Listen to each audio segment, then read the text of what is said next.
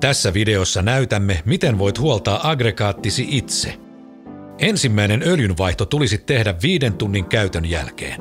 Vuosihuolto on tehtävä 100 käyttötunnin välein tai vähintään kerran vuodessa. Katso käyttöoppaasta, mitä silloin tehdään. Voit koota halutessasi asioiden helpottamiseksi samanlaiset työkalut kuin kuvassa.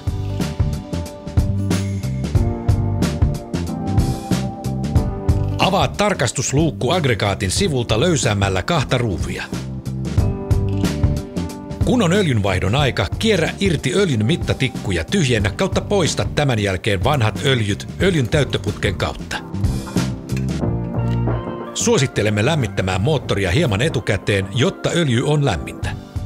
Lisää uutta öljyä. Käytä 10 V30 öljyä normaalikäytössä ja 5 V30 öljyä talviolosuhteissa. Tarkistaaksesi öljyn oikean määrän, toimi seuraavasti. Ruuvaa öljyn mittatikku irti ja pyyhi se puhtaaksi. Työnnä se takaisin aggregaattiisi mitataksesi öljyn määrän, mutta älä ruuvaa sitä kiinni. Öljytikun pitäisi näyttää noin 75% täyttöastetta. Mikäli aggregaatti ei vieläkään käynnisty, syynä tähän voi olla myös se, että polttoainetankkiin on voinut muodostua kondenssivettä. Polttoaineen vaihto auttaa usein. Käännä bensiinin syöttö sekä ilmanotto auki kautta on-asentoon.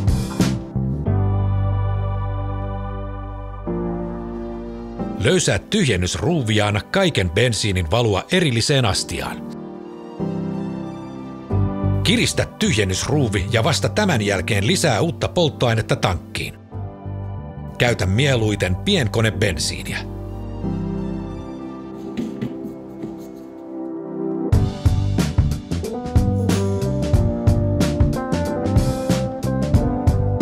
Puhdista ilmansuodattimen kansi ja poista suodatin. Puhdista suodatin, mikäli mahdollista, tai vaihda se uuteen, jos se on erittäin likainen. Laita puhdistettu kautta uusi suodatin takaisin paikoilleen ja sulje tämän jälkeen ilmansuodattimen kansi. Sytytystulpan irrotus kautta tarkistus kautta puhdistus kautta vaihto. Irrota tulpan hattu. Nosta se ylös ruuvimeisselillä tai vastaavalla. Löysää sytytystulppa tulppa-avaimella. Mikäli kipinää ei tule, puhdista tai vaihda tulppa uuteen. Vaihtaessasi tulpan uuteen, käytä seuraavaa mallia. NGK BPR 5HS. Mikäli aggregaatti sammuu tai se ei anna virtaa, yleisin syy on se, että kipinäsuodatinta ei ole puhdistettu ja se on tukkeutunut noesta. Irrota kipinäsuodattimen 1 ruuvi pakoputkesta. Vedä kartiomallinen kipinän suodatin pois pakoputkesta. Puhdista kipinäsuodatin harjalla. Voit käyttää puhdistamiseen myös vettä sekä pesuainetta.